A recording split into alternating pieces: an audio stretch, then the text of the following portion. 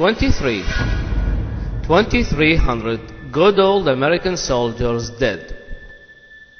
That's the official Pentagon statement regarding the death roll of the American soldiers massacred in Iraq until now.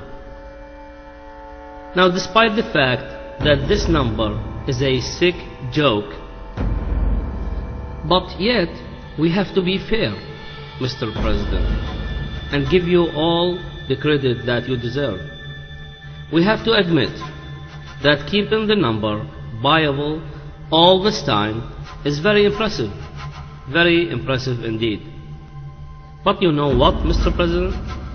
It seems that the information's iron curtain you have managed to build over the last 2.5 years is starting to crack. And your code of silence is about to be another Watergate. But yet, it's very impressive, comparing that with the lies of your army back in Vietnam. At that time, the liars managed to conceive information upon the good old American people for more than 3 years, making the American people think that everything was going all right, with the victorious American army achieving victory one after another. And that's why we have to give you all the credit, because those liars at that time did not have CNN and Al Jazeera under their nose. The bad news about this is that the American people crucified those liars when they knew. Can you imagine what they will do to you, knowing that you are the one who started it, knowing that you are the only one responsible of it? I guess if we live enough, then we will witness quite a scene. And since the situation is starting to fall upon your head, you need to start looking behind your shoulders. You see, the American recent history taught us that the treason usually comes from someone close, someone very close. And you know what? There will always be someone to rat on you. And then, and only then, you will have to explain to the good old American people why you have been lying upon them all this time. And then, and only then, we will enjoy watching you announcing the real numbers.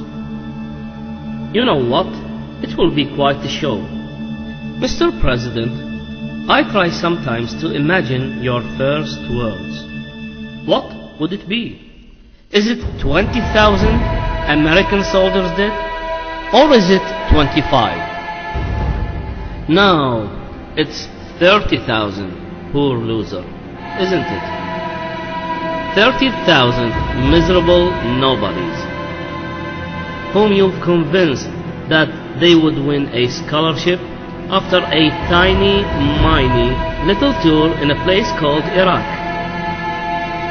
You know, Mr. Bush, there's a huge difference between 2,300 and 30,000. Which will require a huge explaining to do. And one of my favorite guys that you will have to do a lot of explaining to is the one and only Michael Moore. Governor Bush, it's Michael Moore. Behave yourself, will you? Don't find real work. Who's, by the way, one of my main reasons to talk to you. I said to myself, after all, there are honest, influential guys in America. And if Mr. Moore can talk to you like that, I certainly can. I guess no one in the world saw Fahrenheit 9/11 like I did. Especially that part when the freak sings the song. We don't need no water, let the motherfucker burn. Burn, motherfucker, burn. We don't need no water, let the motherfucker burn. Burn, motherfucker, burn. I watched that part 100 times maybe, and I tried to figure out who's to be burned up and left without water. Is it us or you?